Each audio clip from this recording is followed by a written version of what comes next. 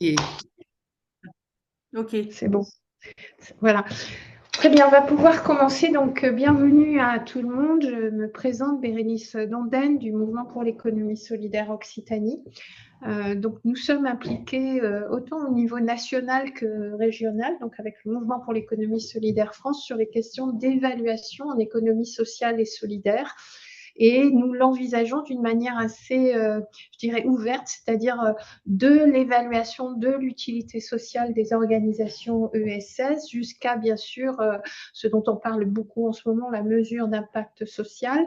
On a été notamment engagé dans un programme européen qui s'appelle Devisus, qui veut dire en fait développer un écosystème de l'évaluation de l'utilité sociale et de l'impact social, qui a été très enseignant et je dirais que la première conclusion qu'on peut en faire de ce travail avec une IPSO, un réseau belge par exemple, et Concertes, deux réseaux belges, Rete Italiana Solidaria, un réseau italien de l'économie solidaire et des partenaires en France, c'est que un des points fondamentaux de ces questions-là est à la fois la construction d'un écosystème apprenant, à la fois d'accompagnateurs, de formateurs à l'évaluation de l'impact social et de l'utilité sociale, mais aussi une montée en compétences qui est nécessaire au sein des organisations.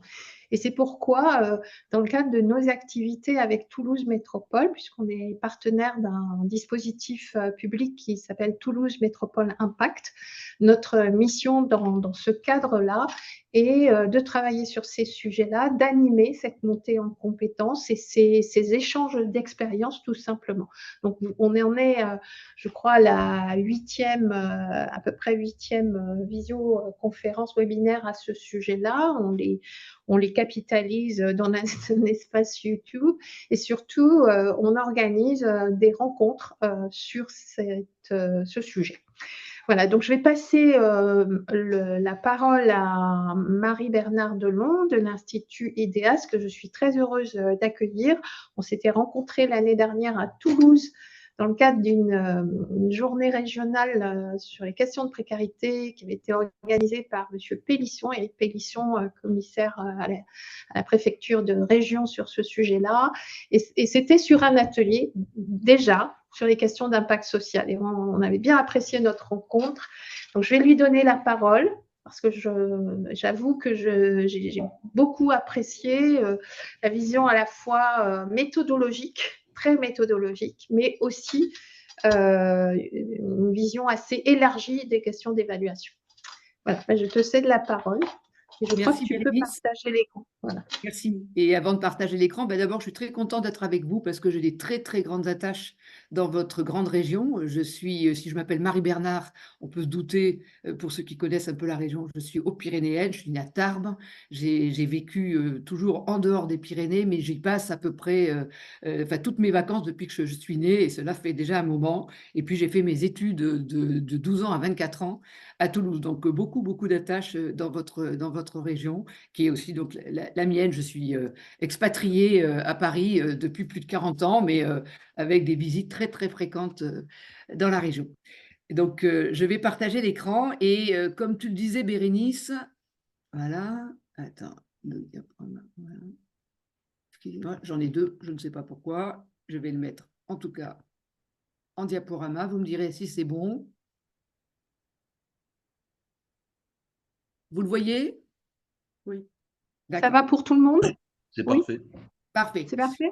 Alors, très bien. Donc, je vais vraiment, c'est le point de vue de Marie-Bernard Delon, donc qui suis secrétaire du conseil d'administration d'IDEAS depuis bientôt 2 ans, et en me nourrissant évidemment de toute la méthodologie IDEAS, mais également de mon expérience avant l'expertise, de mon expérience d'association depuis, je suis dans l'associatif bénévole depuis, j'allais dire, à peu près aussi 40 ans, c'est-à-dire que j'ai commencé à faire du bénévolat en même temps que je commençais à travailler, et j'aimais beaucoup cet équilibre dans les deux mondes, le monde associatif et le monde marchand.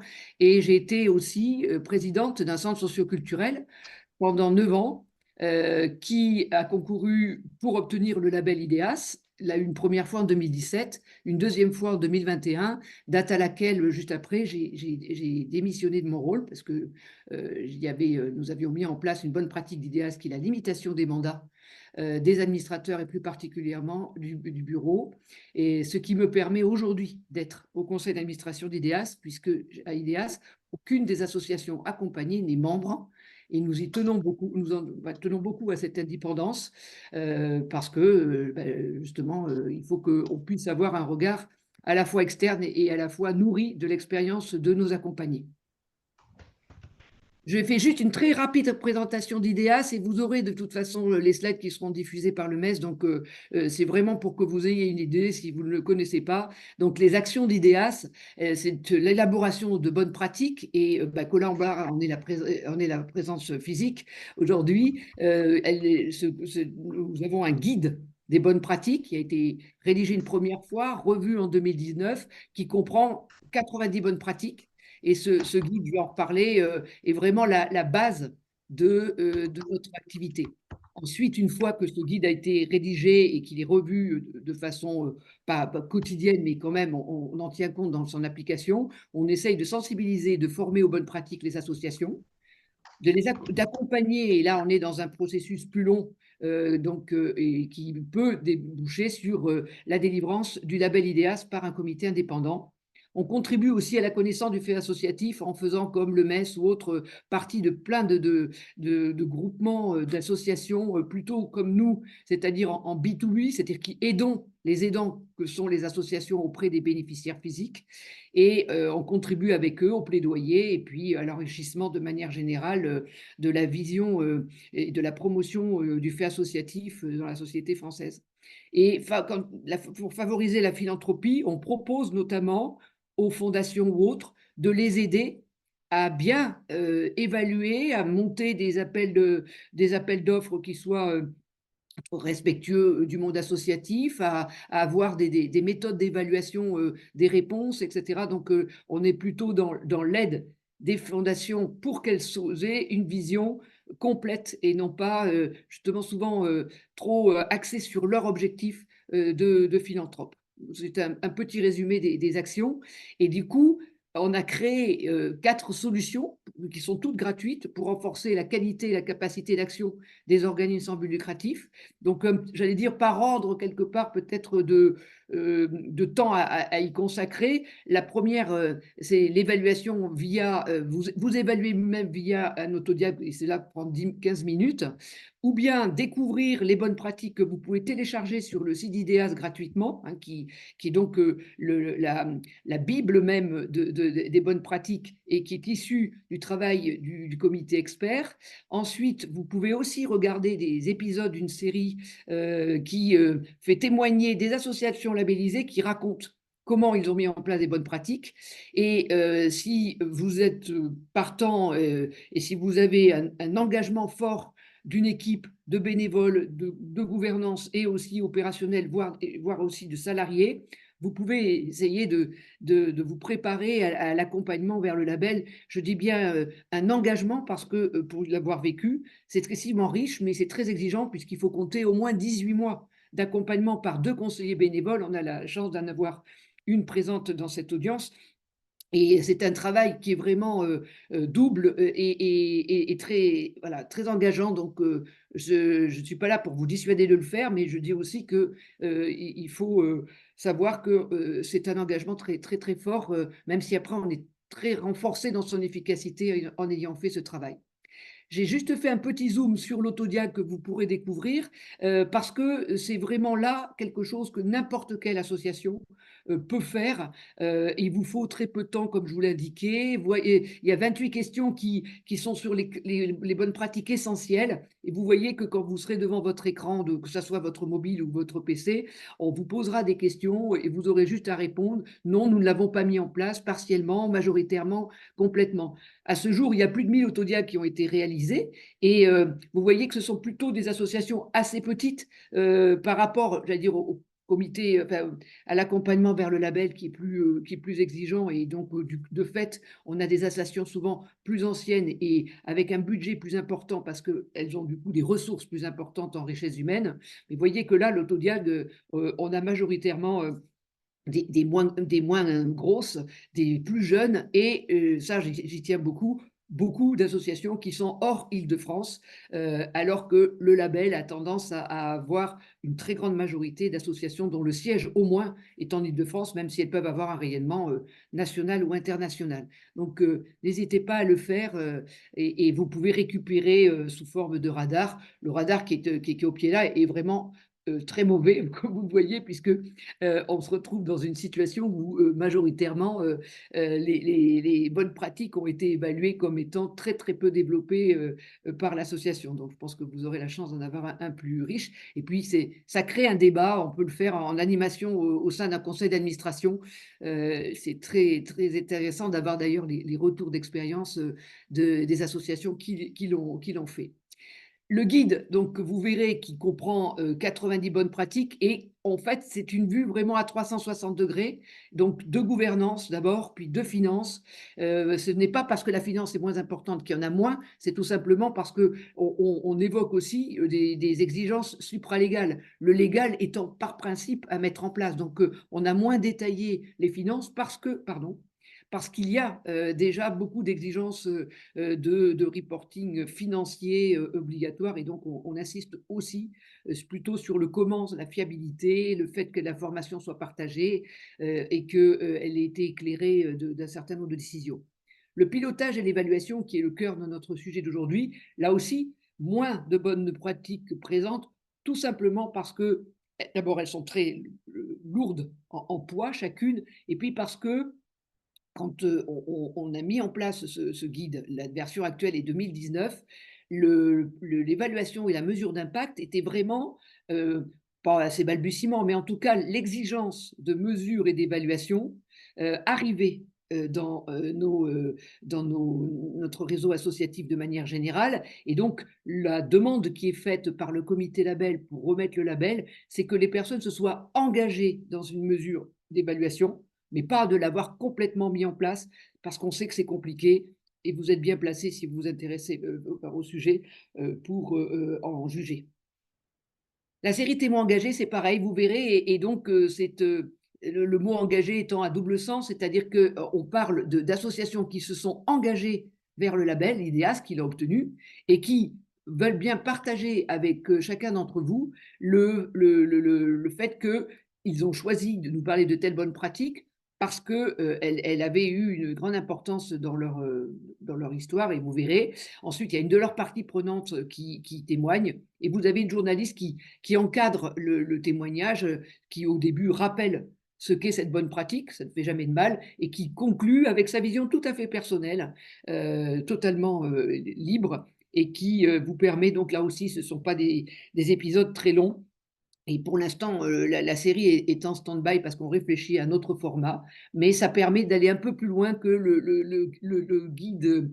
Quand vous avez fait le diagnostic, vous dites: «OK, il y a telle bonne pratique, on pense qu'il faudrait la faire accroître, mais tiens, regardons s'il y a un épisode de témoins engagés, qu'est-ce que racontent ceux qui l'ont mis en place, et ce qu'il faut faire ou pas faire», puisqu'il vous donne un certain nombre de conseils.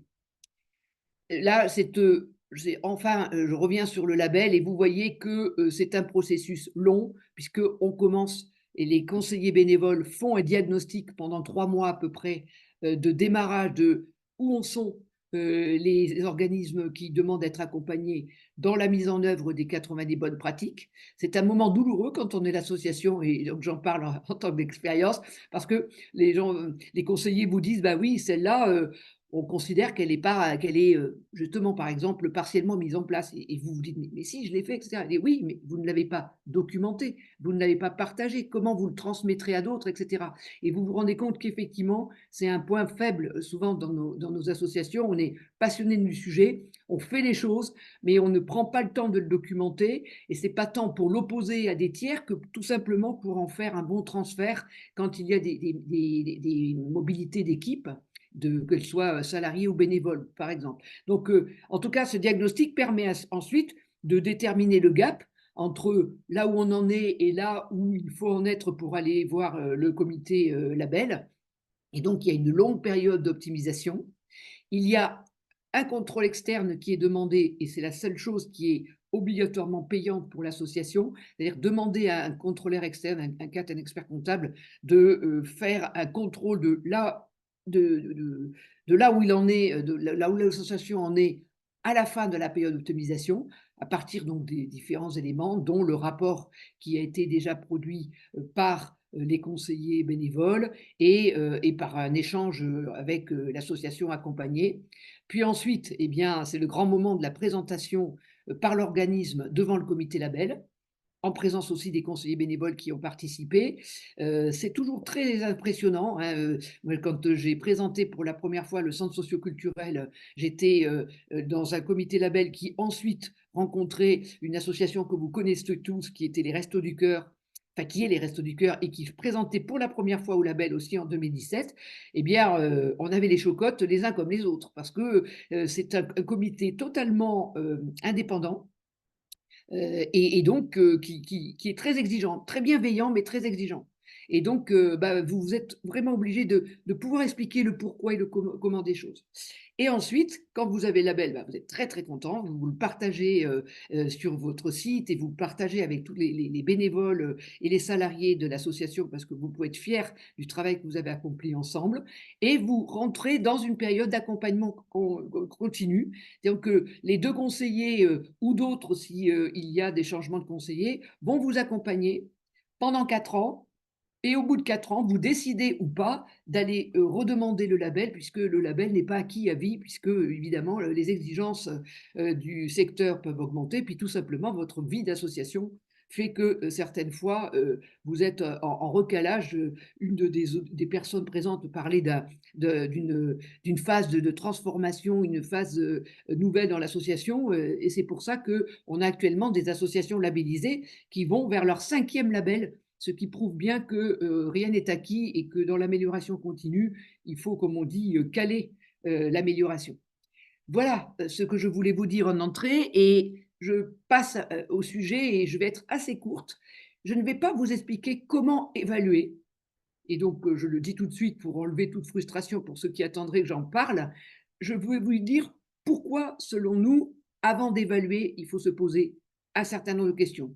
J'ai reposé le cadre et j'ai pris des définitions que vous connaissez probablement, mais il était important quand même de voir qu'on partait, en tout cas, de ce niveau-là de connaissance de mon côté. Et j'ai rappelé quelles étaient, la définition de l'impact social d'une organisation. Deuxièmement, une définition de l'évaluation de l'impact social. Et j'ai repris aussi ce schéma que j'aime beaucoup de la VISE, qui, évidemment, pour ceux qui ne le connaîtraient pas, je vous conseille d'aller voir leur guide sur l'évaluation, et qui est très, très dense, mais très intéressant. Donc, vous voyez que par ces définitions, que je ne vais pas vous lire, vous les avez à l'écran, que ce sur quoi je veux insister, c'est que pour pouvoir évaluer l'impact social, il faut comprendre, mesurer et valoriser. Et je vais insister beaucoup sur le comprendre avant le mesurer et le valoriser. Et sur le schéma, je vais insister justement sur ce qui est en bas. C'est-à-dire que, bien sûr, c'est important de savoir que ce que l'on va mesurer, ce sont les impacts des résultats de nos actions, mais on voit que pour arriver à mener ces actions et atteindre des résultats, ce qui est important, c'est les processus, les modes d'action et les modes de fonctionnement que l'on a mis en place. Donc, j'avais évidemment insisté sur le comment. Et donc, voilà mes préconisations. Alors, j'allais dire, je les ai fait lire à un certain nombre de gens au sein d'IDEAS, hein, donc ce n'est pas que ma vision, mais c'est quand même ma touche personnelle et, comme je le disais, marquée aussi énormément par mon expérience avant d'être une experte, ce qui n'est pas le cas. J'ai une bonne connaissance et j'emploie les mots, j'allais dire, qui sont véhiculés au sein d'IDEAS, mais je n'ai pas un niveau d'expertise que certaines personnes déjà autour de cette visio, mais d'autres peuvent avoir. Donc le premier point qui est alors là, qui est une conviction IDEAS générale: chaque organisation est unique. Donc surtout, surtout, ne pas déformer votre modèle en calquant celui d'une autre organisation. Souvent, quand on accompagne les associations, ils nous demandent: est-ce que vous pourriez m'envoyer un modèle? Alors, à la limite, on peut envoyer un modèle vide pour que les gens donc, comment dire, puissent suivre une méthode, mais surtout pas aller copier sur les autres organisations. C'est pas ça. L'ADN de votre association, elle vous est propre. Et donc, ne prenez pas le méthode d'évaluation d'un autre, ou même les statuts d'un autre, ou même le projet associatif. Vous pouvez vous en inspirer, mais faites très attention de ne pas calquer. Et c'est pourtant une tendance qu'on a tous à un moment ou à un autre, hein, de dire, tiens, je vais faire du copier-coller adapté parce que bah, ça me fera gagner du temps. Puis, de même, et ça c'est souvent quand on a besoin de sous, on le fait, ne pas répondre à tout prix à un appel à projet. Et ça, retenez-vous de cela. Ne déformez pas votre modèle pour rentrer dans la demande de l'appel à projet, ou bien, encore le troisième exemple, ne pas rentrer obligatoirement dans la stratégie de mécénat d'un financeur privé coûte que coûte. Hein. Vous regardez, tiens, telle fondation, elle s'occupe de ça. Ah, c'est pas tout à fait ce que je fais, mais je vais déformer mon modèle pour pouvoir répondre parce que j'ai besoin d'argent.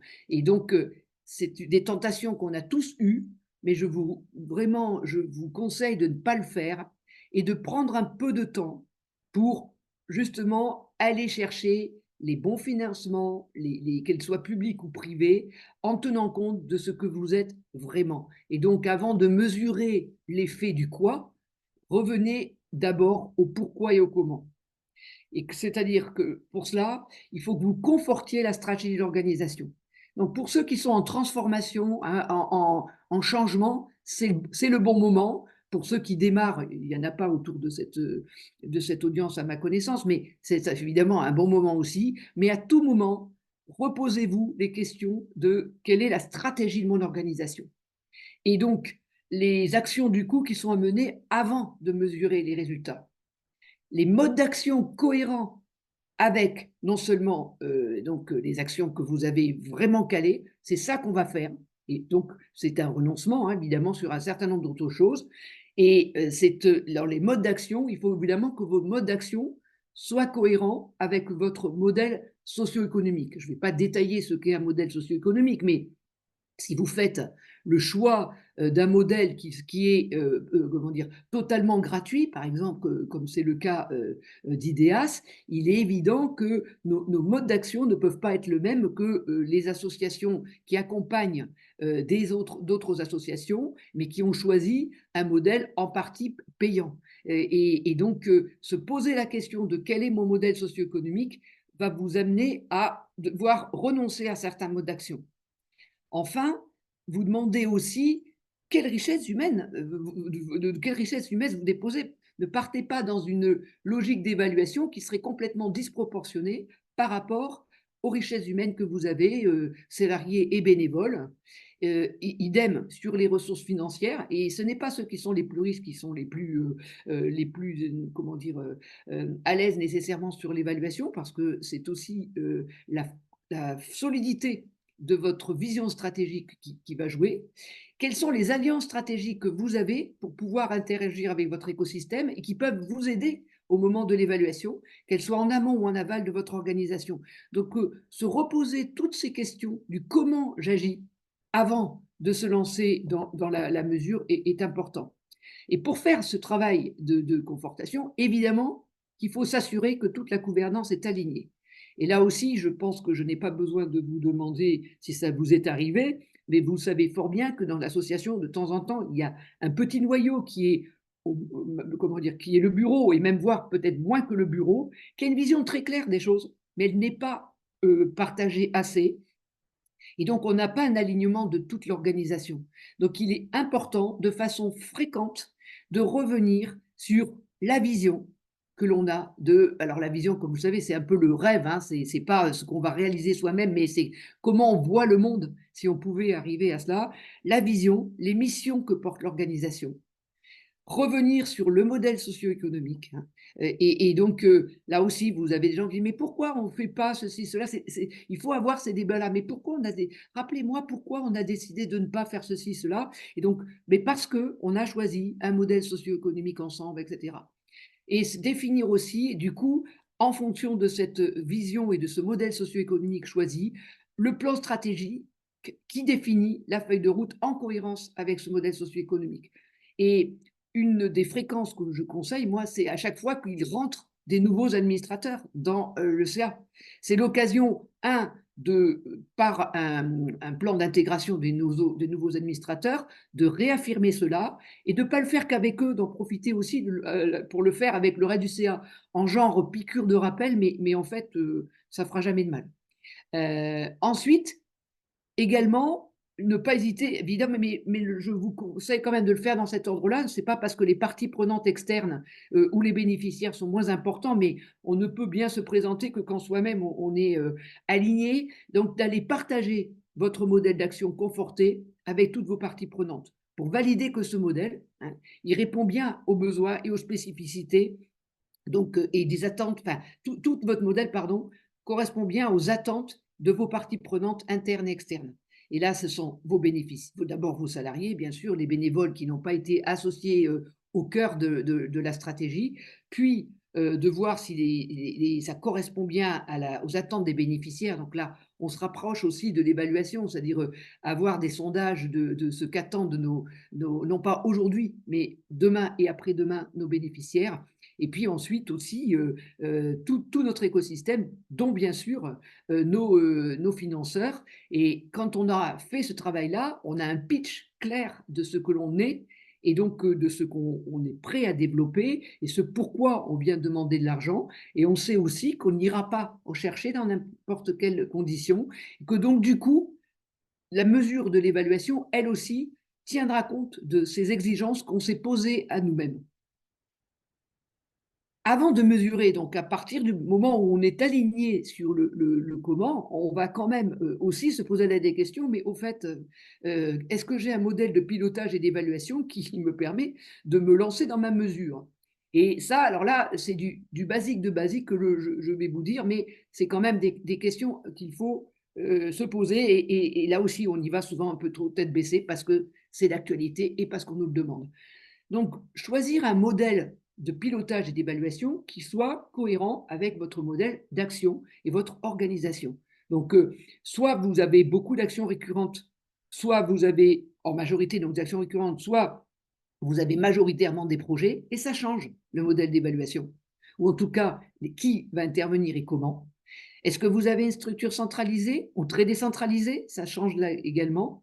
Le mode de fonctionnement, alors là, je parlais de la structure. Après, le mode de fonctionnement, soit il est très centralisé et vous êtes très pyramidal, ou vous avez une forte délégation. Et je ne critique ni l'un ni l'autre, hein. Il y a des moments où on n'a pas le choix selon la période où on se situe dans l'association. Mais en tout cas, il faut le savoir pour mettre en place un modèle de pilotage adéquat à votre organisation.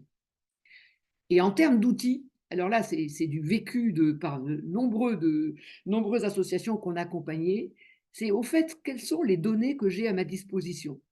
Je citerai un exemple donc avec l'autorisation bien sûr de l'entité, qui était les petits frères des pauvres. Quand ils ont commencé à faire il y a très longtemps déjà qu'ils se sont lancés dans la mesure d'évaluation, ils se sont rendus compte qu'en fait, ils n'avaient pas de recueil de la situation de départ, hein, ce qu'on appelle le Aziz et to be en très mauvais français, c'est-à-dire pour pouvoir mesurer l'impact, il faut que je sache quel est le niveau de départ en termes de satisfaction, par exemple, de mes bénéficiaires.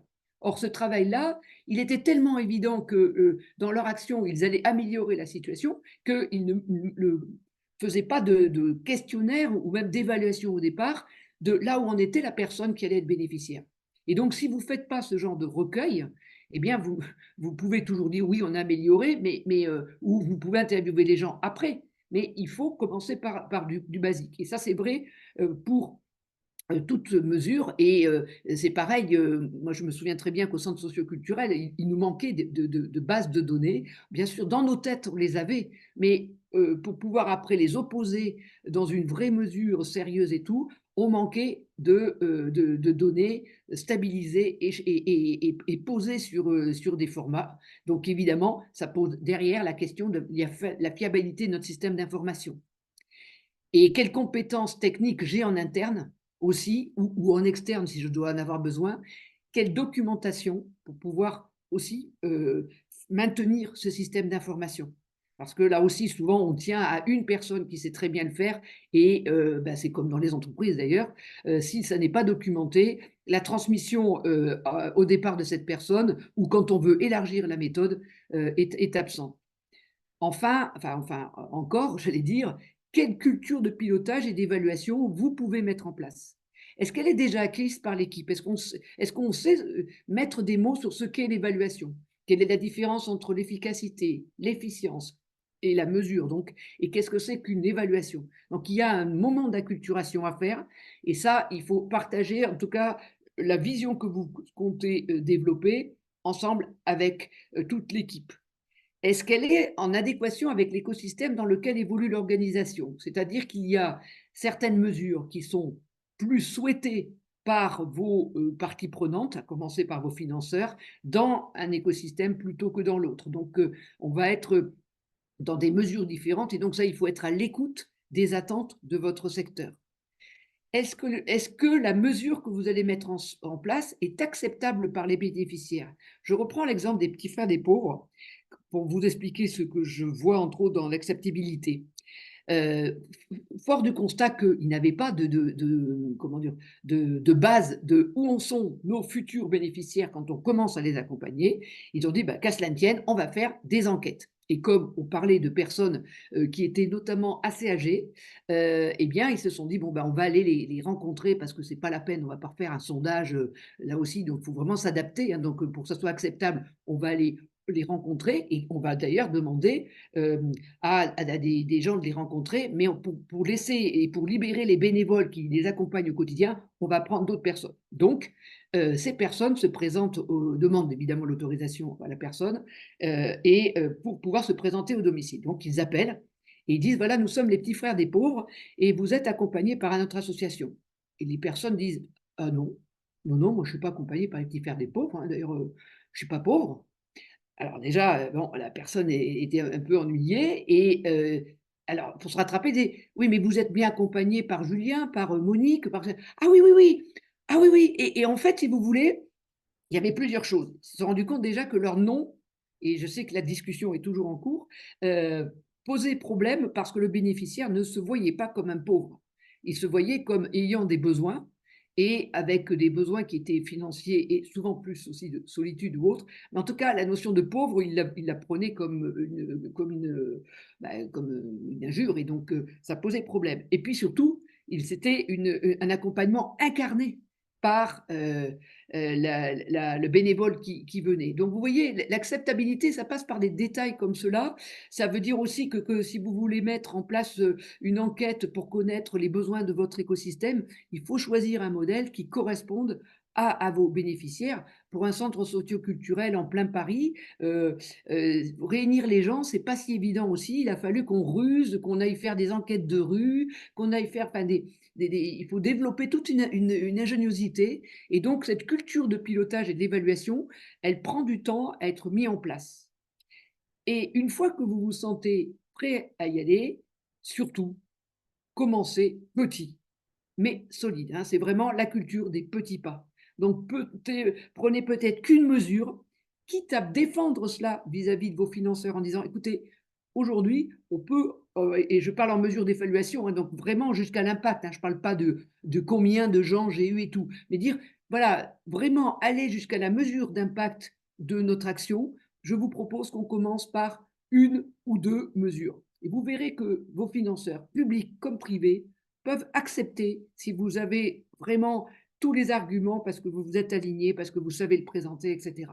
Donc plutôt une que plusieurs, et évidemment en montrant à tout le monde, en interne comme en externe, qu'elle est pertinente, qu'elle est juste au sens où vous êtes capable de la reproduire et qu'elle est cohérente évidemment avec votre action et que vous allez pouvoir de manière régulière le faire, hein. Donc c'est pas une mesure qu'on fait une fois parce qu'on en a besoin, pour, un financement et puis, ouah, youpi, on a acquis un financement pour 3 ans et on laisse tomber le truc et on essaye de le remettre en place 3 ans après. Ça fonctionne pas et surtout c'est très douloureux quand vous arrivez au bout des 3 ans. Voilà en gros moi ce que je voulais vous partager, comme, préalable à une mesure, de votre évaluation, enfin une évaluation de la mesure de votre impact. J'ai rajouté sur ce slide que j'avais présenté d'ailleurs aussi à Toulouse. Nous étions très fiers à IDEAS que la secrétaire d'État, Sarah El Haggri, de l'époque, hein, avait demandé à la déléguée générale d'IDEAS de participer à une évaluation. Il y avait donc, derrière cette évaluation, ce processus, il y avait eu la rédaction d'un rapport qui lui avait été remis au printemps 2022 et qui ensuite avait été présenté par une table ronde que nous avons annuellement au moment de l'Assemblée générale d'IDEAS. Et j'ai remis des mots des différentes personnes qui étaient à cette table ronde, dont certains qui étaient complètement dans le rapport, en l'occurrence Monsieur Philippe Bolo, qui était le député, puisque c'était un rapport parlementaire, Suzanne Chamy, que j'ai déjà citée, qui est la déléguée de l'Institut IDEAS, et les autres personnes, et Bernard Bazillon aussi faisait partie de ceux qui ont travaillé sur le rapport, et Mathilde de Renaud-Titati et Yannick Olivier n'avaient pas participé au rapport, mais étaient venus à la table ronde partager ce qu'ils avaient, le débat qu'on avait autour justement de l'évaluation. Et je pense qu'il y a beaucoup de choses qui sont intéressantes et voir que, y compris un représentant donc, du monde plutôt marchand, hein, même s'il est directeur associé ESS de KPMG, Monsieur Bazillon qui dit qu'il faut faire accepter le temps long et pour ce faire changer les pratiques professionnelles. Je pense qu'aujourd'hui, on le voit, y compris côté de l'État, et d'ailleurs dans le rapport que je vous propose d'aller télécharger également, vous verrez que les pouvoirs publics sont bien conscients qu'eux aussi ont besoin d'apprendre à évaluer, que ce n'est pas quelque chose qui se fait c'est pas des chiffres qu'on additionne, un point, c'est tout. Voilà. Donc, c'est difficile, ça prend du temps et il faut donner le temps au temps pour le faire et ne pas répondre à l'injonction du court terme. Voilà, je vous remercie beaucoup et j'ai fini ma présentation. Donc, je vais arrêter le partage d'écran. Donc, on va pouvoir parler questions-réponses. Et déjà, je vous remercie pour ceux qui vont contribuer, qui ont déjà contribué à ce webinaire. Oui, merci. Merci. Marie-Bernard, donc j'ai vu qu'il y avait des questions. Alors, beaucoup sur le temps. Et alors, j'aurais par exemple à quel point les organisations peuvent réaliser leur diagnostic et sa mise en œuvre avec des compétences internes uniquement. Faut-il aller chercher des consultants à l'extérieur? Donc ça, c'est un débat sur lequel nous ne sommes pas neutres au niveau du MES. Et avec l'argent et le temps que ça suppose. Donc il y a vraiment la question des ressources, en fait, hein, qu'elles soient internes, financières, pour faire et mettre en place un tel processus qui est assez chronophage, autant que je puisse le comprendre. Voilà, est-ce qu'il y a d'autres questions qui vous viennent? Vous pouvez réouvrir vos caméras pour ceux qui le peuvent et qui ne coupent pas le son en rouvrant la caméra. Bon, c'est pas vraiment une question, c'est plus une remarque. Je suis convaincu de la pertinence d'une mesure d'impact et ce que ça peut apporter à l'association. Mais sur la dernière slide, là, le commentaire du président des commissaires aux comptes, je crois que c'était, j'ai oublié son nom. Est-ce que c'est pas quelque part un nouveau piège? On nous demande déjà énormément de bilans, de comptes rendus, d'actions. Est-ce qu'on va pas se retrouver maintenant à avoir une étude d'impact qui est obligatoire pour accéder à des financements publics ou privés? Et voilà, est-ce que c'est pas encore mettre le doigt dans un engrenage qui fait qu'il va y avoir encore plus de demandes, encore plus de travail de bilan et encore quelque chose qui va peser sur les petites assos, quoi. Les grosses, elles auront matière et ressources humaines pour faire ça, mais les petites, ça va leur couper l'accès au financement. Alors, donc là, c'est plus une position. J'ai pas abordé le sujet de plaidoyer de manière générale, et donc, comme vous le savez, beaucoup d'associations qui sont sur le plaidoyer vont dans le sens de ce que vous dites, en disant encore une exigence complémentaire, et on fait déjà beaucoup en ce sens. Et donc, moi, je pense, alors là, c'est vraiment totalement personnel, que c'est tout de même une démarche qui vous permet vraiment comment dire, d'avancer, de vous améliorer, hein.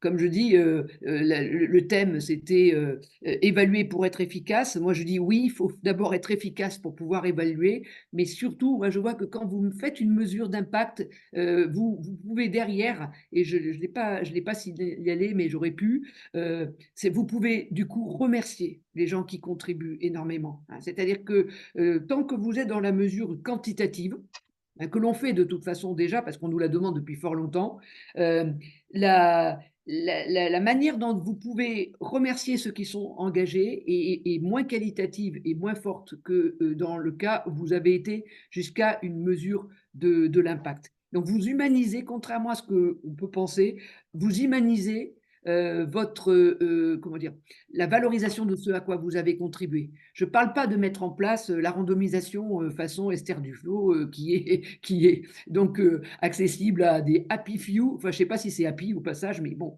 c'est autre chose. Mais il y a des petites choses à faire. Je vais vous prendre un exemple là, très concret, hein, et là, je peux parler l'ayant vécu. Au centre socio-culturel d'IDEAS, nous avons, entre autres, du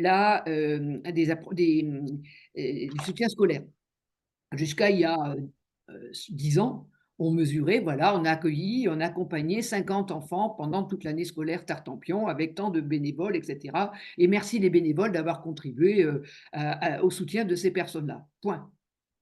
Et puis, on s'est posé des questions, évidemment, de la mesure de l'impact, et on s'est dit, mais qu'est-ce que sont devenus ces jeunes? Parce qu'évidemment, on les voit, nous, quand ils sont en soutien scolaire, et après, on les perdait de vue. Donc, on est revenu au problème de données, c'est comment je garde un lien avec ces jeunes pour savoir ce qu'ils sont devenus. Et là, on a récupéré de très, très belles histoires, parce qu'en fait, quand vous avez accompagné les gens, ils n'ont pas toujours le réflexe de venir vous revoir en disant, vous savez, grâce à vous, j'ai fait ceci, grâce à vous, j'ai fait cela. Donc, vous avez intérêt, vous, à entretenir cette relation. Donc, on a entretenu la relation. Et là, on a découvert que des jeunes qui avaient plutôt un plafond de verre familial, culturel, dès qu'ils n'auraient pas accédé à telle ou telle formation, ont osé y aller parce que la personne qui l'a accompagné en soutien scolaire lui a dit, mais pourquoi tu veux être que aide-soignante?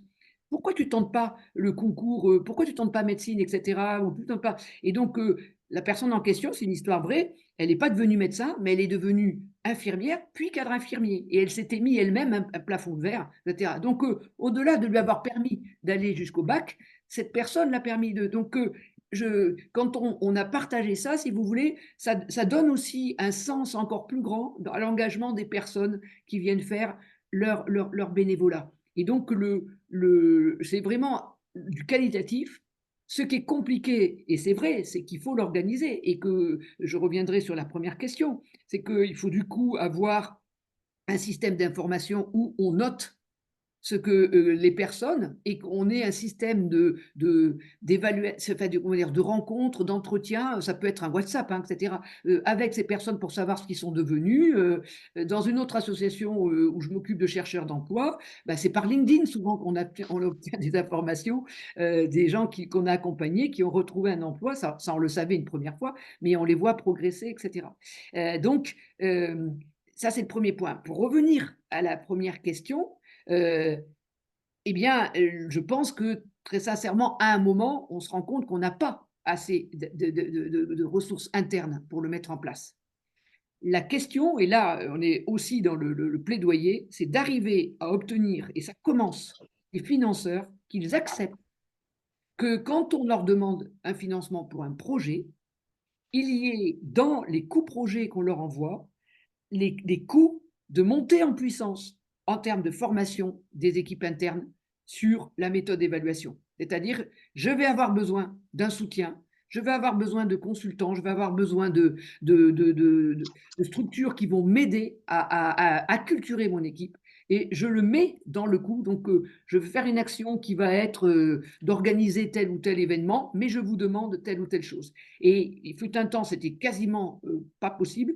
Et on voit maintenant de plus en plus que c'est possible de le faire. Donc, c'est à nous de le mettre dans la présentation d'un projet. Parce qu'effectivement, pour aller faire de la bonne évaluation, vous allez avoir besoin de financement à un moment externe, vous n'allez pas y arriver avec votre budget de fonctionnement du quotidien.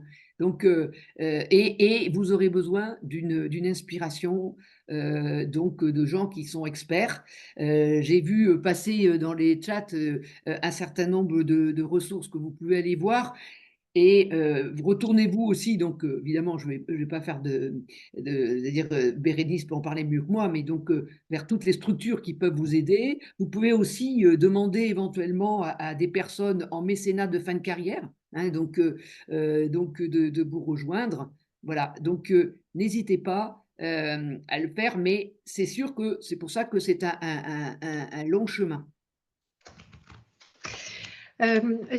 Moi, une question, enfin, on a l'impression que à la fois, il faut mettre en place un processus interne, donc former ses propres parties prenantes internes. Et ça, je dirais que les dispositifs pour former ces parties prenantes internes peuvent être du FDVA, Fonds de développement à la vie associative, peuvent être de la formation professionnelle. Et donc, peut-être une question, où en sont les OPCO sur ce sujet-là? Nous, on forme des personnes à la question de l'évaluation de l'utilité sociale, l'impact social, par le biais de la formation professionnelle. En tout cas, on travaille pour accompagner les personnes à s'emparer, à s'approprier ces sujets-là.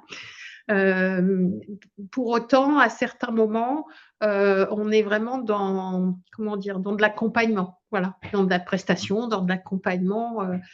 Donc, sur l'aspect formation, déjà, où est-ce qu'on en est? Et sur l'accompagnement, tu parlais de dédier un budget dans un projet. Alors, mettons sur un projet de, on va dire au hasard, 80 000 € sur 2 ans. C'est quoi le pourcentage, à ton sens, pour évaluer? C'est quoi? C'est 1%, 2%, 3%? Enfin, ça veut dire quoi en termes économiques, en vrai? Je ne vais pas te le mettre en pourcentage parce qu'on n'est pas dans la mesure, par exemple, de contingence. Quand on fait un projet, on met des 10%, 15% de contingence si on est un peu sérieux.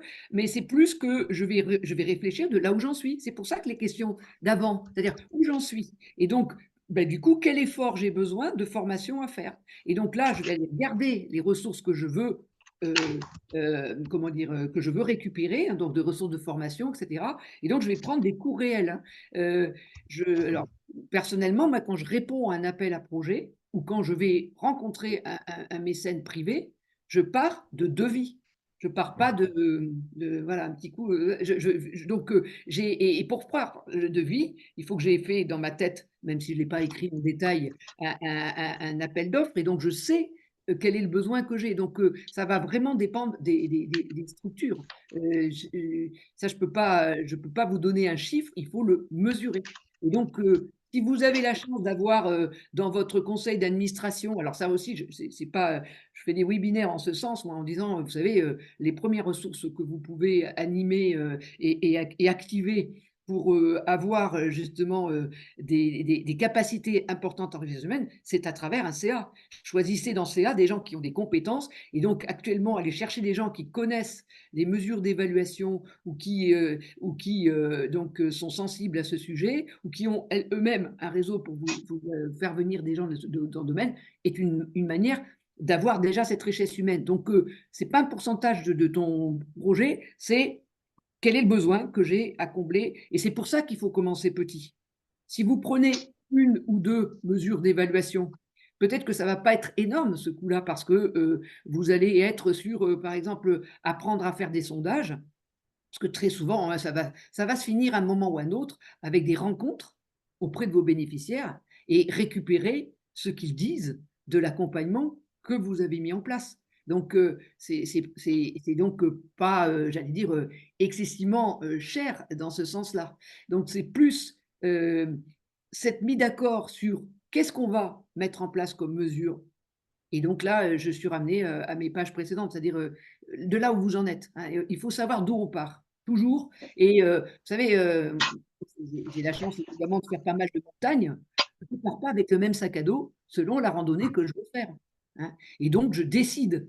Et puis, il y a des moments où je suis plus proche de faire une grande randonnée qu'une petite. Donc, et c'est ça, c'est où j'en suis dans mon association et qu'est-ce que je peux affronter comme randonnée. On est dans le chemin en permanence dans les associations. Et donc, je vais me dire, bon, bah alors du coup, pour cette randonnée qui est celle que mon association peut faire, puisque là, je randonne, la randonnée, ça se fait à plusieurs, hein, sinon c'est moins drôle. Et donc, je pars avec toute mon association. Eh bien, qu'est-ce qu'il nous faut dans le sac à dos? Ah, tiens, il nous manque telle ou telle chose. Et c'est ça que je vais faire chiffrer, que je vais chiffrer et que je vais mettre en œuvre. Donc, ce n'est pas un pourcentage. De toute façon, de manière générale, Catherine, qui est conseillère, le sait, il n'y a pas deux associations qui se ressemblent. Et donc, on ne peut pas donner de ratio. Autant un ratio de contingence pour un projet, ça, c'est-à-dire c'est universel, hein, et on l'oublie souvent de le mettre. J'en parle, même si ce n'est pas le sujet. Ça, oui. Mais sinon, les coûts de la formation de l'équipe à mettre en place une mesure, elles dépendent de là où en est l'équipe et du choix qu'on a fait de l'évaluation qu'on va démarrer. Alors, est-ce qu'il y a des questions, Paola, ou les personnes qui sont présentes? Est-ce qu'il y a d'autres questions qui vous viennent? Mathilde? Oui, moi j'en aurais une, c'est avant d'initier la démarche, on ne se rend pas compte de la valeur ajoutée. Comment embarquer la gouvernance dans ce type de projet? Je pense d'abord, j'ai cité un exemple, c'est parce que quand on fait cette mesure, on est beaucoup plus en remerciement ensuite des équipes bénévoles, dont les administrateurs, même si certains n'en sont pas conscients, mais en tout cas des bénévoles opérationnels. Alors, je dis opérationnels et de gouvernance, c'est pour simplifier, hein, parce qu'il y a des bénévoles de gouvernance qui sont très, très opérationnels. Mais enfin, je veux dire, ceux qui mènent les actions sur le terrain versus ceux qui travaillent plus sur la gouvernance. Mais en tout cas, cette mesure de l'évaluation, vous allez vous en servir d'abord pour un remerciement des équipes, et ensuite, elle va aussi évidemment vous servir. Elle est du coup, alors là, ça parle peut-être plus au cerveau qu'au cœur, mais dire, bah oui, mais justement, je vais pouvoir opposer à des financeurs cet élément, c'est-à-dire j'ai pu mesurer l'évolution et l'impact qu'il y a sur le terrain. Et puis enfin, et c'est un autre exemple d'un labellisé qui est Handicap International, c'est je vais être capable de mesurer ce qu'est de mon propre impact. Handicap International nous racontait dans une des missions, il y a tout le temps des missions à Haïti de Handicap International, mais il y en a eu notamment à des moments particulièrement médiatisés comment dire, des désastres qui arrivent à Haïti, et ils avaient un très mauvais, comment dire, ils avaient un très mauvais taux, enfin plutôt ils avaient une très forte mortalité au sein des gens qu'ils avaient opérés. Et donc, vous voyez, vous vous rendez compte comment ça se fait, etc. Et donc, les bénévoles eux-mêmes, si vous voulez, ça démobilise les gens. Et en fait, c'est parce qu'ils ont un écosystème et qu'ils travaillent beaucoup avec toutes les parties prenantes sur place. Alors, cette histoire est assez connue, en fait, hein. C'est qu'ils se sont rendus compte qu'il y avait en même temps d'autres ONG qui étaient arrivées et qui avaient amené un certain nombre de maladies au sein d'Haïti. Et un peu, j'allais dire, si on revient à l'époque des conquistadors, les conquistadors ont tué plus par les microbes européens qu'ils ont amenés que par. Ils ont aussi tué autrement, mais voilà, mais là c'était. Donc en fait, c'est parce qu'ils avaient une mesure de leur impact large qu'ils ont pu démontrer que non, non, ils n'avaient pas eu plus de mortalité que d'habitude, mais c'est que les gens n'étaient pas morts des opérations, ils étaient morts des maladies qu'ils avaient contractées, qui avaient été amenées et qui partent aussi d'une très bonne intention. Dans la définition hein, que je vous ai mis au début, c'est les impacts positifs et négatifs. Donc en fait, on rentre dans le récit. Quand on rentre dans la mesure d'impact, on rentre dans le récit. Et quand on rentre dans le récit, on est dans l'humain. Et quand on est dans l'humain, on va dire, on fait appel à ce qui est le cœur même du monde associatif. On s'engage dans le monde associatif parce qu'on aime les gens et parce qu'on veut les aider. Et donc, contrairement à l'a priori qu'on a de la mesure, c'est de l'intellectuel, c'est aussi du remerciement des uns et des autres. Donc, on peut raconter de beaux récits que parce qu'on peut mesurer l'impact. Sinon, on est dans le tableau Excel. J'en fais beaucoup, malheureusement, mais il en faut, ne serait-ce que pour pouvoir mesurer le reste. Mais toutes les belles histoires que racontent les associations, si vous regardez, au fond, elles ont fait suite à une mesure d'évaluation. Certaines fois, un peu comme M. Jourdain, ne se rendait même pas compte qu'il faisait la mesure d'évaluation. Donc, au fond, c'est un peu comme toute la RSE. Hein. Actuellement, on en parle beaucoup, on parle beaucoup de la CSRD, etc. Et les associations se disent, oh là, ça va nous tomber dessus, ça commence par les entreprises. Mais et non, on en a toujours fait. On ne sait même pas qu'on l'a fait. C'est-à-dire qu'il faut juste qu'on fasse ressortir les fils rouges de ce que l'on fait. En fait, on est tellement dans le cœur de ce que l'on, et dans l'amour de ce que l'on fait, qu'on oublie de mieux le valoriser. Donc, c'est pas si compliqué que ça, mais il faut prendre le temps de le poser comme cadre, et quel est le cadre adapté à notre structure. Est-ce qu'il y a d'autres questions? Ou J'avais une question. des témoignages. Hein. Oui, oui. Moi, Léo. je voulais bien intervenir pour poser une question. C'est dans le cadre du coup d'une mesure d'impact. Comment est-ce qu'on fait pour que les aspects qui montrent que, en fait, parce que là, tu viens de parler donc d'impact positif, d'impact négatif, et en fait que on ne soit pas forcément que dans le storytelling à vouloir montrer que les impacts positifs, mais aussi montrer peut-être, enfin pas des impacts négatifs, mais en tout cas des impacts qui ne seraient pas ceux qui sont attendus. Et dans ce cas-là, réussir à dire que bah, justement, on est dans la réalité et que c'est vraiment parce qu'on cherche à s'améliorer qu'on met ça en avant, ou enfin, en tout cas, on dit que c'est là et on n'est pas en train de cacher ça juste pour faire plaisir à un financeur et rentrer dans les cases, mais vraiment être dans l'amélioration pratique. D'abord parce que si justement tu évalues vraiment, tu mesures l'impact de ce que tu fais, tu vas pouvoir montrer que la situation en fait de départ et la situation d'arrivée, ben, ça se juge individu par individu, mais l'écosystème qui est autour de l'individu va peut-être faire que l'impact de ton association ne va pas être aussi fort que prévu parce que l'écosystème change. En termes beaucoup plus clairs, prenons les Restos du Cœur. C'est Tonneau des Danaïdes, on le sait. Donc, il y a le fait de mesurer justement tout ce qui est autour de sa propre action. C'est pour ça que la mesure, elle n'est pas que de son impact direct. Hein. Oui. Si vous reprenez la définition, il faut vraiment avoir regardé l'ensemble.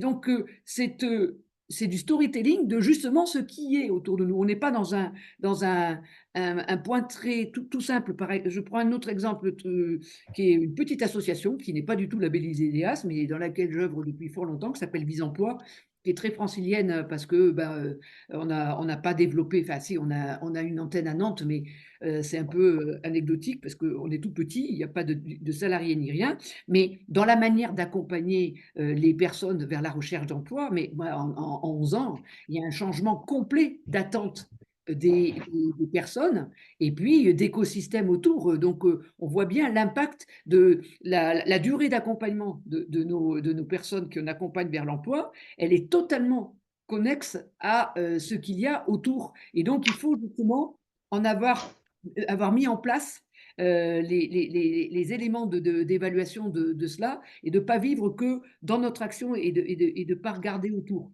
Ce qui est vrai d'ailleurs pour aussi des entreprises qui ne voient pas arriver ce qui est en train de leur arriver parce qu'ils étaient dans ce qu'on appelle le syndrome de la dinde. Je suppose que vous connaissez tous l'histoire de la dinde qui se Alors, explique-nous le syndrome de la dinde. Je pense que ce sera. Il faut le syndrome de la dinde. La dinde, alors j'en achète moi comme toute personne qui mange des dindes. Donc, autant pour moi, s'il y a des végétariens totaux, là, mais la personne qui les élève dans les Pyrénées, oui, c'est un anecdote du Sud-Ouest, tout à fait.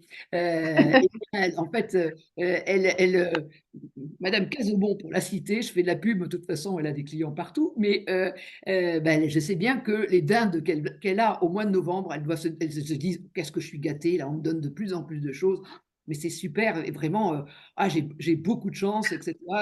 Et voilà, jusqu'au jour où arrive la semaine avant Noël et la semaine avant le 1er décembre. Et ça, je le raconte, mais moi, je l'ai appris dans le monde marchand, où j'ai travaillé pendant 40 et quelques années, hein, pour avoir mes trimestres comme tout le monde. Eh bien, on l'apprend de toutes les entreprises qui n'ont pas vu arriver les téléphones qui devenaient des appareils photo, etc. Et tout. Eh bien, ça n'arrive pas que dans le monde marchand.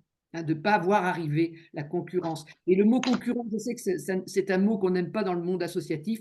Je passe mon temps à avoir des débats, moi, avec Suzanne Chamy, sur le fait que, oui, j'emploie de temps en temps des mots du monde privé, mais c'est uniquement pour en tirer les bonnes conséquences et pas les mauvaises. Donc, si on ne regarde pas autour, les autres, eh bien, on va se tromper dans la satisfaction du besoin qu'on va avoir. Peut-être que ça va avoir un effet court terme, mais c'est comme un post-it, ça va se décoller au bout d'un moment, hein.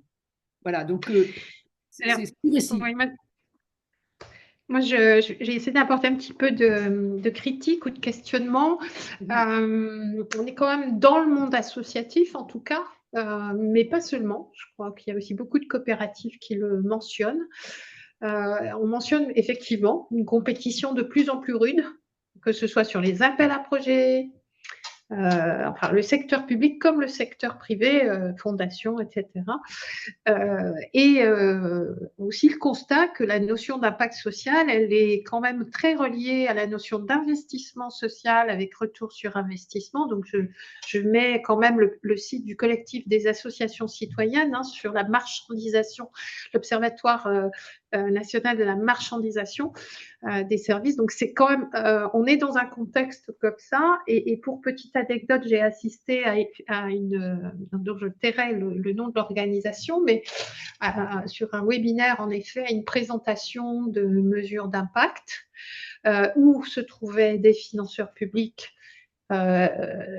et des acteurs comme nous et je dirais les bénéficiaires de cette association. Et on a bien vu que la posture, en tout cas de certains acteurs financeurs, était quand même une posture très critique. C'est-à-dire qu'on sentait bien que c'est eux qui avaient la manne et que cette mesure d'impact, elle pouvait être mise en cause, qu'on pouvait contester les chiffres, qu'on pouvait contester des données qualitatives.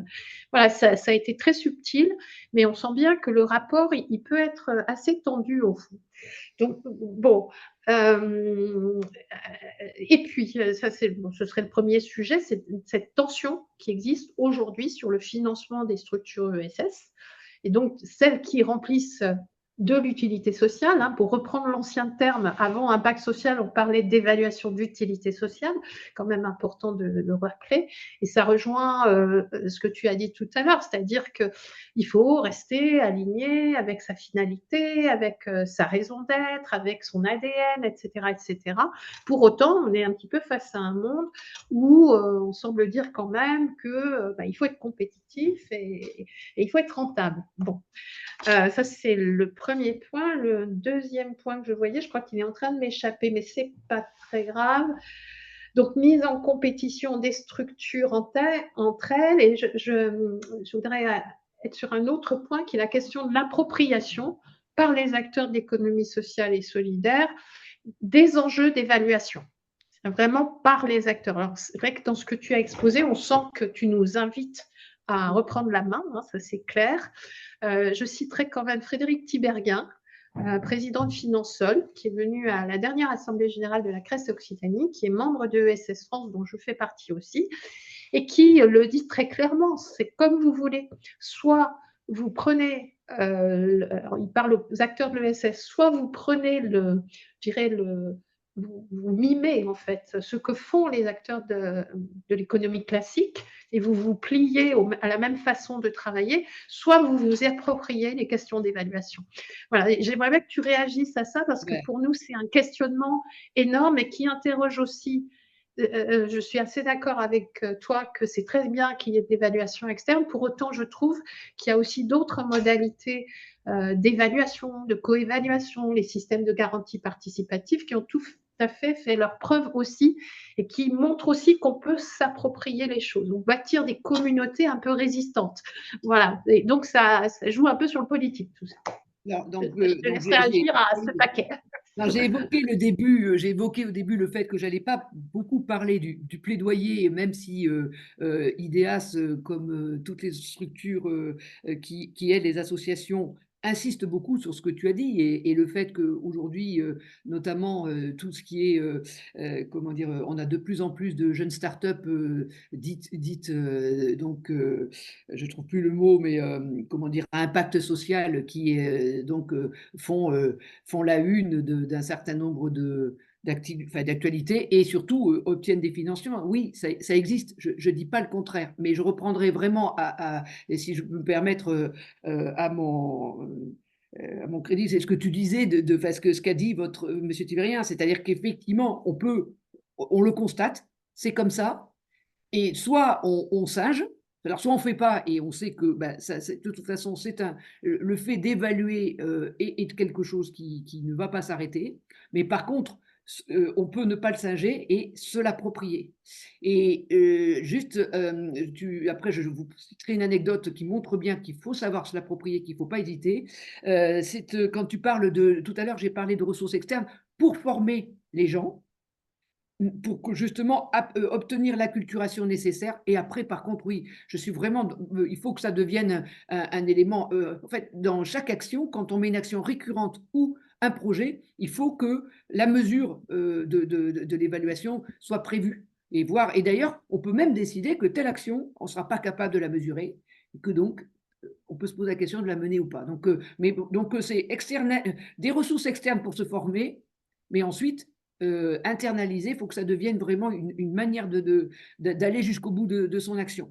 L'anecdote pour montrer qu'il faut se l'approprier et ne pas singer, c'est Bibliothèques sans frontières, qui est donc, comme vous le savez, met en place des bibliothèques un peu partout et qui était allé, il y a déjà quelques années, rencontrer la fondation, allez, excusez-moi, Steve Jobs, Melinda et Steve Jobs, pour obtenir un financement pour installer des bibliothèques en Colombie. Et pas que ça tienne, donc il n'y avait pas Steve Jobs ni Melinda, mais il y avait donc toutes les ressources multiples et variées qui étaient là et qui ont dit bon, ben alors voilà, en termes de mesures d'évaluation, on vous demandera de vérifier que le taux de chômage a baissé en Colombie, que ceci, que cela, enfin des choses très, très liées au travail, etc. Et là, ben, ça a fait dire bon, écoutez, si c'est cela, nous, on s'en va tout de suite. Parce que ce n'est pas ça notre action. Nous, c'est permettre la paix dans ce pays. Et notre rêve, c'est qu'une des bibliothèques qu'on va installer là, au fin fond des forêts, il y ait une personne des FARC et une personne des autres bords qui viennent et qui regardent et prennent la livre. Donc nous, on est là pour la paix, pour la culture, etc.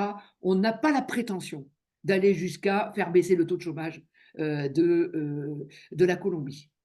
Ils sont partis, et 6 mois après, ça a pris quand même 6 mois, hein, ils ont été rappelés et ils ont monté un projet. Donc, comme je disais, c'est un renoncement, hein, c'est-à-dire qu'actuellement, nous, on a une démarche un peu similaire à IDEAS, parce que vous pouvez se dire, comme tout le monde, on a de plus en plus de gens qui nous demandent de l'aide, et comme on est sur un modèle très, très, très majoritairement gratuit, à part l'étude externe qui est demandée à l'association une fois quand il va vers le label, bon, bah, du coup, on a la chance d'avoir d'énormes ressources que sont les conseillers bénévoles qui sont à plus de 100 personnes formées et qui ont des compétences qui nous amènent de leur vie professionnelle. Mais eh bien, on a décidé, on a vraiment bien recadré notre modèle socio-économique. C'est tout récent, hein, donc j'allais dire, on est comme tout le monde pour derrière être pour savoir ce qu'on allait faire ou pas. Et il nous est arrivé face à un financeur qui nous disait alors on voudrait que vous fassiez ça, ça et ça, de dire non.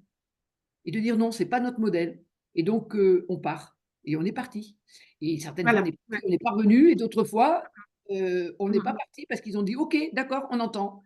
Voilà. Donc c'est un renoncement, mais si on n'est pas soi-même, de toute façon, on va mesurer, hein, on va faire la mesurette et compagnie. Et puis au bout d'un moment, vous aurez les bénévoles qui ne vont pas se sentir à l'aise, les salariés qui vont aller ailleurs, etc. Donc voilà. D'accord.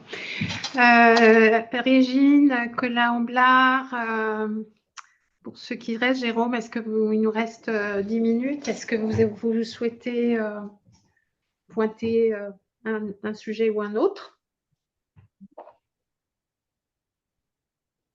Je veux bien intervenir, Colin-Amblard. Bonjour à tous. Je suis en vacances, hein, donc je suis en mode un peu cool, excusez-moi, c'est pour ça que je ferme. Très beau t-shirt. Voilà. Alors voilà, une association et un festival de musique sous forme associative. Très bien. Merci en tout cas au MES et puis à Marie Bernard pour cette intervention, c'est très intéressant. Après, bon, je voulais intervenir, mais c'est vrai que les interventions de Jérôme et puis de vous, Bérénice, m'ont un peu coupé l'herbe sous Ah mince, sous le pied. Non, non, Allez-y, non, mais allez-y. c'était, non, mais c'était très bien. Et Marie-Bernard, merci parce que c'est vrai que moi personnellement, alors quand je dis moi, c'est en qualité de président de l'Institut ISBL, donc c'est un think tank, vous regarderez, hein, je suis pas là pour parler de l'Institut, mais c'est vrai qu'on a été amené à produire des travaux sur la mesure de l'impact versus utilité sociale. Et je rejoins les propos qui ont été tenus par Jérôme et Bérénice.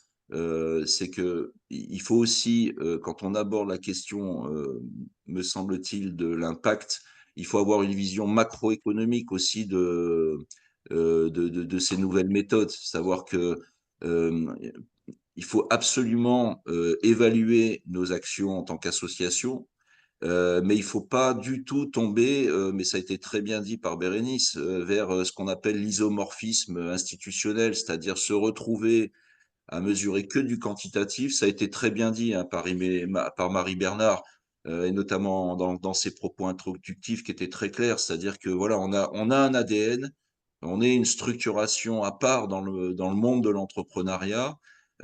Toutes les associations ne sont pas des entreprises d'ailleurs, hein, donc attention à cette injonction qui nous vient un peu de partout en ce moment, et de certains en particulier. Attention de ne pas tomber, de ne pas répondre automatiquement à cette injonction. Les associations, ça a été dit par Jérôme, c'est déjà contrôlé.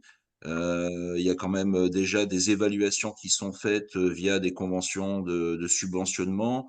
Donc voilà, c'était juste la petite observation que je voulais faire. Je me suis permis, excusez-moi, de partager dans le chat les Bien sûr. travaux Merci. qu'on a pu faire sur la question. Mais encore une fois, Marie-Bernard a été très équilibrée dans ses propos, c'est-à-dire que déjà, quand on part du projet, quand on part de sa spécificité, ça veut dire qu'on a la volonté déjà de défendre toutes ces approches nouvelles en rapport avec ce que pourrait faire des fois sur un marché quasiment identique une entreprise traditionnelle. Donc c'est vrai que et ce que j'ai beaucoup apprécié aussi dans l'intervention de Marie Bernard, c'est la question de faire de l'évaluation. J'aimerais mieux qu'on utilise plus souvent ce terme d'utilité sociale parce que c'est beaucoup plus adapté au secteur associatif. Mais j'ai beaucoup apprécié ce qu'a dit Marie Bernard, c'est-à-dire que pour mettre en exergue, me semble-t-il, ces spécificités, il faut mesurer l'invisibilité. Hein, donc cette fameuse plus-value sociale ajoutée que peut apporter la structuration juridique par rapport à une structuration commerciale lucrative traditionnelle. Et voilà, j'en terminerai juste là-dessus. Nous, on est très très prudent par rapport à cette démarche globale qu'on nous vend à travers des grandes messes, si je puis me permettre. Voilà, et donc essayons de prendre aussi du recul par rapport à tout ce travail qui est un peu imposé par le monde libéral, faut quand même le dire, hein, ça nous vient un peu de ça. Et gardons, à mon avis, bien présent à l'esprit. Moi, c'est une question auquel j'ai pas encore trouvé fondamentalement la réponse, c'est que ce que je crains dans cette entrée dans la mesure de l'impact, c'est que finalement, on en arrive à avoir des résultats qui puissent être mis en concurrence directe avec ceux du secteur traditionnel. Bien sûr. Et Jérôme l'a très bien indiqué, et Marie-Bernard, je serai plus critique par rapport au positionnement que vous avez pris, c'est par rapport au coût. Parce qu'en réalité, bon, c'est vrai que si on a les ressources humaines, bénévoles en interne pour faire ce travail, c'est formidable. Mais enfin, on sait bien que déjà, on n'a pas beaucoup de bénévoles pour l'action associative. Donc, ne nous cachons pas les yeux. Trouver des bénévoles qui soient à la fois formés, capables de faire ce travail, moi, j'y crois pas beaucoup. Ce qui veut dire qu'il va falloir payer des prestataires extérieurs dans 9 cas sur 10. Et c'est là où je rejoins Jérôme, c'est que, bon, ben voilà, les coûts ne sont pas extensibles. Donc, et encore une fois, j'en termine, c'est que attention à ce que les mesures d'impact ne soient pas par les financeurs privés et publics mis en concurrence. Donc, il va falloir trouver des critères, mais ça, Marie-Bernard l'a dit, très spécifiques, qui permettent encore une fois de montrer que l'interventionnisme économique associatif, parce que c'est ça, de ça dont on parle, socio-économique, l'interventionnisme socio-économique, puisse se différencier absolument de ce qui est fait dans le secteur marchand traditionnel. Parce que sinon, c'est la mort du secteur associatif. Voilà. Si je peux me permettre, Oui, vas-y, Marie-Bernard, non, pardon. mais en fait, je regardais en plus tes chats en même temps, Bérénice, et c'est complètement ce que j'allais dire. Si on revient à la singularité, et c'est ça, hein, il faut donc affirmer sa singularité d'association et la singularité du monde associatif de manière très solidaire. Et donc, du coup, on va pas, on aura du mal, même les vilains qui voudraient nous mesurer et nous comparer à un modèle purement marchand, n'y arriveront pas parce qu'en fait, la manière dont on rend le service, donc, c'est pas vers un client classique, c'est vers un bénéficiaire. Et donc, si on a bien fait sa singularité, on est sur un modèle différent.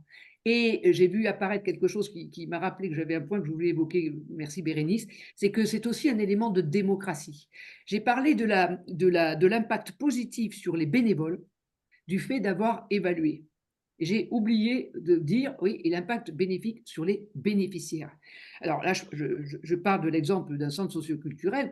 Pour ceux qui connaissent un peu le monde des centres socioculturels, de toute façon, vous avez un projet social que vous, entre guillemets, négociez tous les 4 ans ou 3 ans, ça dépend des régions, avec donc votre tutelle publique, et où vous devez, entre autres, présenter un certain nombre de sondages et autres. Et c'est très, très vertueux. En fait, moi, je me suis rendu compte quand on nous a demandé de devenir, quand je me suis préparée pour être accompagnée vers le label, qu'en fait, on faisait de l'évaluation et qu'on ne savait même pas. Parce que, en fait, on organise de manière récurrente des interviews des bénéficiaires ou des potentiels bénéficiaires et pas besoin d'aller chercher des ressources très compliquées, ça ne coûte pas très, très cher. En fait, nous, on le fait avec les salariés, quelques bénévoles, et au moment du renouvellement du projet associatif, on prend chaque année de l'OAN, c'est-à-dire des gens qui sont en service civique et qui, en plus, ont en général des appétences pour ce genre de mesures. Et on fait beaucoup, beaucoup d'interviews, de sondages, etc. Et alors, c'est très émouvant d'entendre la gratification que reçoit le bénéficiaire à nous faire dire, non pas parce que c'est pas qu'on vienne leur dire, ils disent pas non, vous voulez qu'on vous dise merci, non, c'est le fait qu'on les considère comme importants parce qu'on leur demande vraiment comment ils ont ressenti ça. En fait, ils se sentent là, eux, comme un client qui reçoit un sondage de qualité. Et ça, ils trouvent que c'est pas un exercice de monde marchand, c'est pour eux, c'est un exercice de reconnaissance de leur individualité. Donc, c'est vraiment, et du coup, c'est ça qu'il faut faire, c'est que notre mesure, c'est pas la mesure du contrôleur de gestion qui le fait devant son tableau Excel, comme on a pu le vivre en entreprise. Personnellement, je me battais de temps en temps avec mon contrôleur de gestion préféré parce que je disais, mais tu m'as pas demandé de te dire l'impact de ceci. Je travaillais plutôt dans le monde du management ou de la RH. Donc, évidemment, j'avais beaucoup de mesures dites soft. Hein. Donc, c'est pour ça hein, qu'il faut vraiment avoir une singularité de notre manière d'évaluer.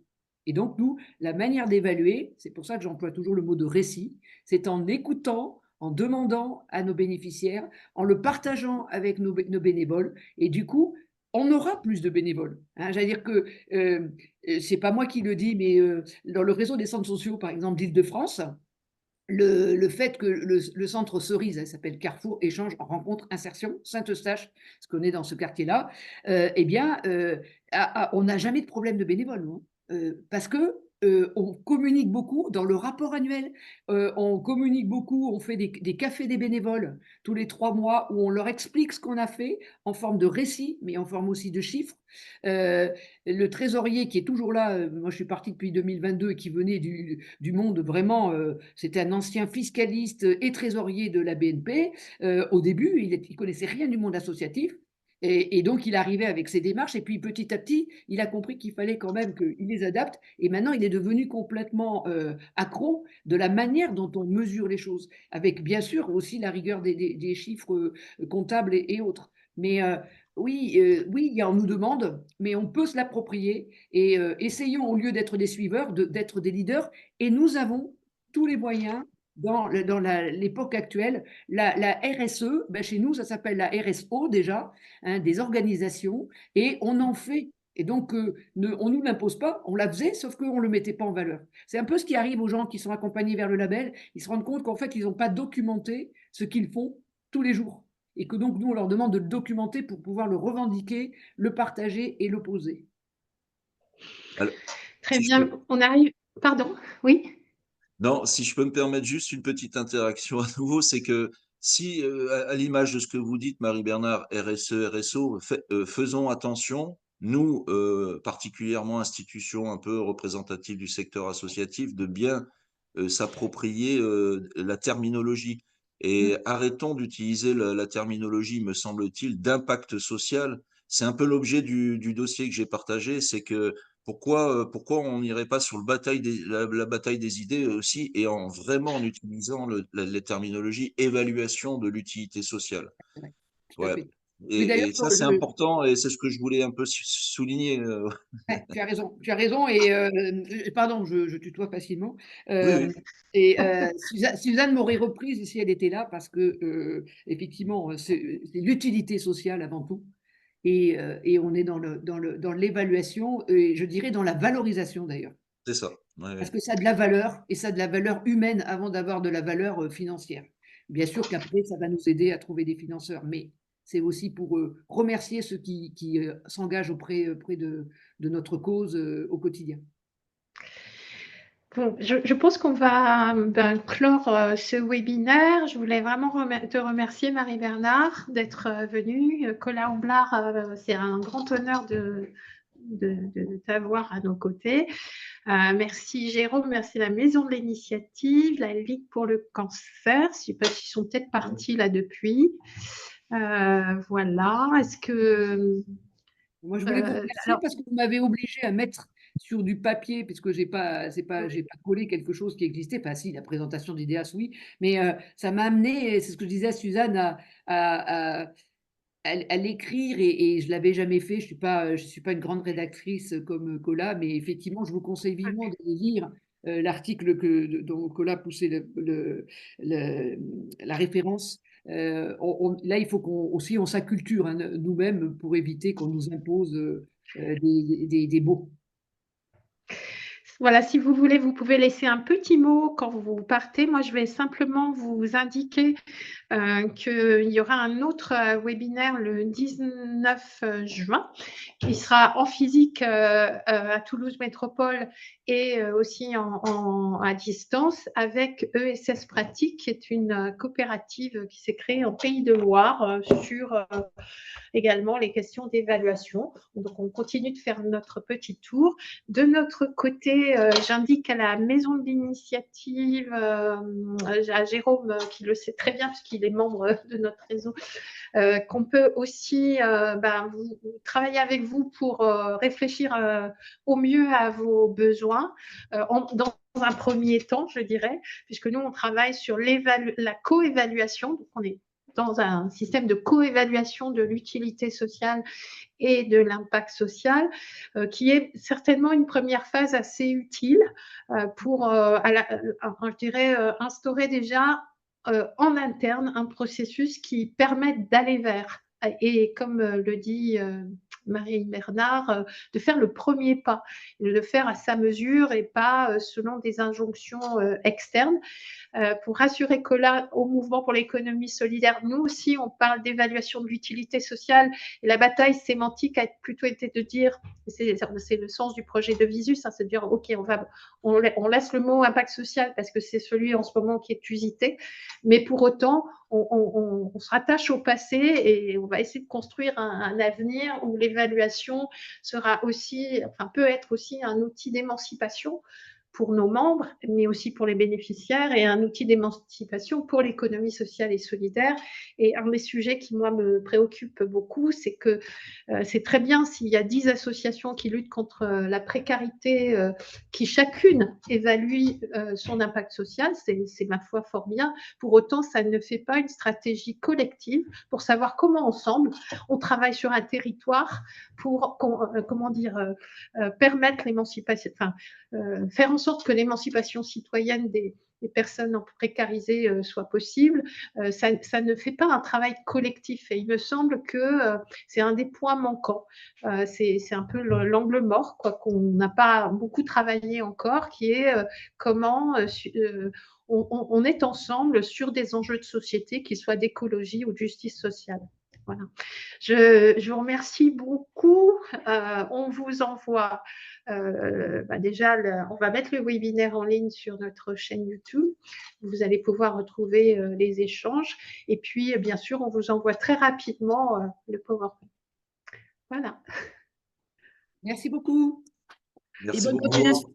Bonne petite À bientôt. vacances. Merci à tous. Merci. Au revoir.